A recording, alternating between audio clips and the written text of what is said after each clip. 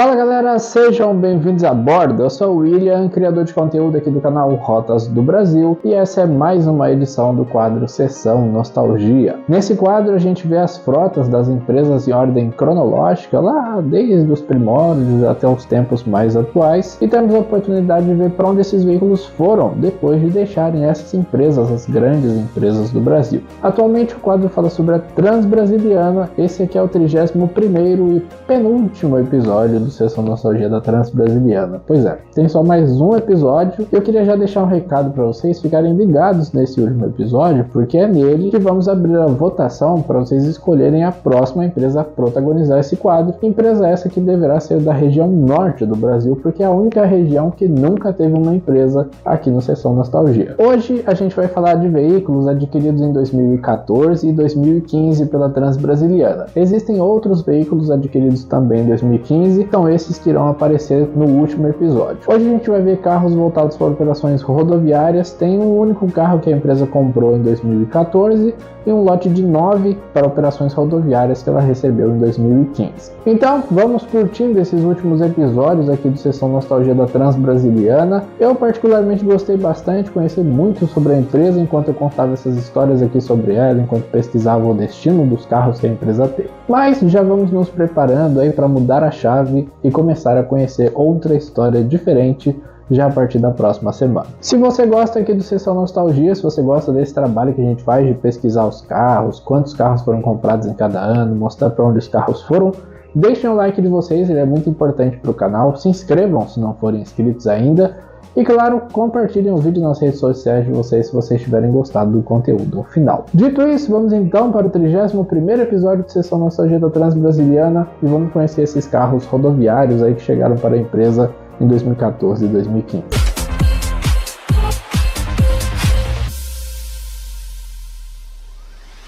Vamos começar falando sobre o único veículo adquirido pela Transbrasiliana no ano de 2014. O veículo tinha prefixo 11401.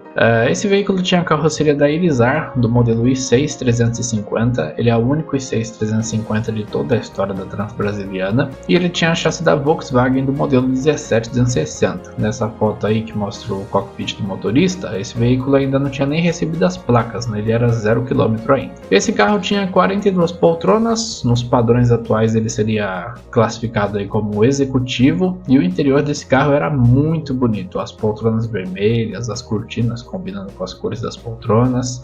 Na época dessa foto ele também tinha sido recém-entregue à Transbrasiliana, né? Ele ainda não tinha feito nenhuma viagem na época dessa foto. Apenas um ano depois de ser comprado pela Transbrasiliana, ele já circulava nesse estado aí. Esse veículo não tem nenhum registro por outras empresas, provavelmente ele já tenha virado sucata. Agora a gente tem na sequência um lote de 9 veículos adquiridos em 2015 pela Transbrasiliana para operações rodoviárias. Esses veículos tinham um padrão de prefixos diferente, né? Foi acrescentado um 2 ao lado ali do prefixo, né? No começo, que sinceramente eu não sei o que significa e não encontrei nenhuma fonte que soubesse também. O restante do prefixo segue o padrão que era utilizado pela Transbrasiliana Especiais e Fretamentos, embora esse carro tenha sido comprado para operações rodoviárias. Eu acho que ele foi comprado com o CNPJ da Transbrasiliana Especiais e Fretamentos, mas para ser utilizado pela Transbrasiliana Transporte e Turismo. Então a gente tem ali o 1, que indica que ele é da Transbrasiliana Especiais e Fretamentos, o 15, que se refere ao ano de fabricação do carro, e a parte sequencial 01,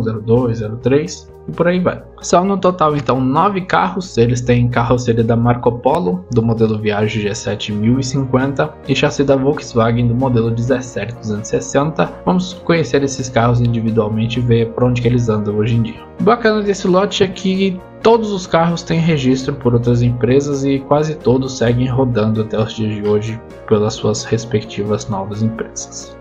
Começamos então com o carro 211501.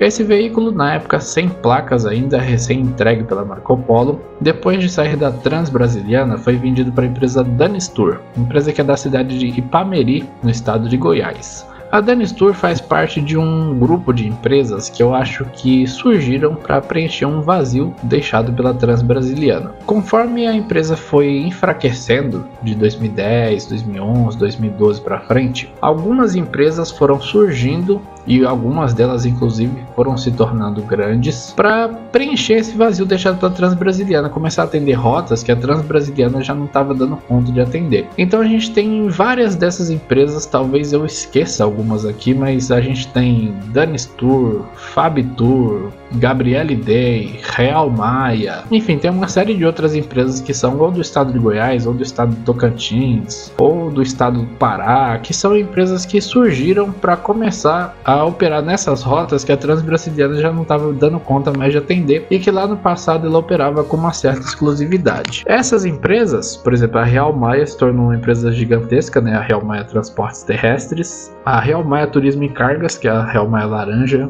também se aproveitou muito desse gap deixado pela Transbrasiliana. A Catedral se aproveitou bastante também, Satélite Norte, enfim, tem uma série de empresas que começaram a crescer no mesmo período em que a Transbrasiliana começava a diminuir. Essas empresas começaram a aproveitar, né, esses passageiros que a Transbrasiliana já não dava mais conta de atender por não ter veículos, por ter que cortar horários, e essas empresas foram crescendo enquanto a Transbrasiliana minguava. E a Danistur é uma empresa que eu classifico como uma dessas também, uma empresa que ingressou no transporte rodoviário, conseguiu autorização da NTT e passou a explorar rotas ali que antigamente já foram exploradas pela Transbrasiliana. Na Danistur, esse carro recebeu o prefixo 2016. Foto agora do segundo carro do lote, o carro 211502. Esse veículo, depois de deixar a Transbrasiliana, foi vendido para a empresa Tonitur, empresa que é da cidade de Sorriso, no Mato Grosso, e lá nessa empresa ele não tinha prefixo. Atualmente ele pertence à Space Tour, empresa que fica em Cuiabá, no Mato Grosso. Nessa empresa ele tem o prefixo 7003. Foto do terceiro carro desse lote, o carro 211503. Esse veículo, depois de deixar a Transbrasiliana, foi vendido para a empresa Irmãos Cardoso, empresa que fica na cidade de Arcos, em Minas Gerais. Por lá ele recebeu o prefixo 3000. Atualmente esse ônibus pertence à empresa Transportes AIV, que também fica na cidade de Arcos, em Minas Gerais. Nessa empresa ele tem o prefixo 22. Foto agora do carro 211504. O 211504, depois de deixar a Transbrasiliana, foi vendido para a Expresso Palmares, empresa de Porto Alegre, no Rio Grande do Sul, e nessa empresa ele ganhou o prefixo 29 e segue circulando por ela até os dias de hoje. Foto agora do carro 211505, no dia aparentemente fazendo linha de Marabá para Belém. Esse veículo, depois de deixar a Transbrasiliana, foi vendido para Atenas Turismo, empresa que é de Anápolis, em Goiás. Lá ele recebeu o prefixo 3030. Depois ele foi vendido para Real Sul, outra empresa que também aproveitou esse gap aí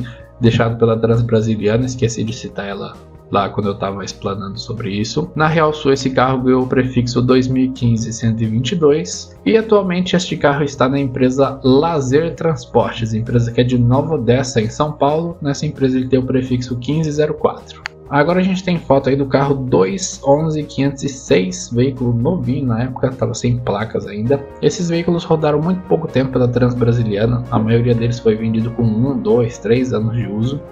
Então eles puderam ser aproveitados ainda por outras empresas, né? Não deu tempo deles serem sucateados pela Transbrasiliana. Nessa foto tem uma característica desse ônibus que eu gosto bastante. Quem acompanhou as outras séries aqui do Sessão Nostalgia vai lembrar do que eu tô falando, mas tinha uma característica dos carros da Salutares que eu gostava muito, que era os vidros transparentes e as cortinas laranja, né? E esses carros têm essa mesma característica, isso me remeteu a lembrar das Salutares agora. O carro 211506, depois de sair da Transbrasiliana, foi vendido para Amatur.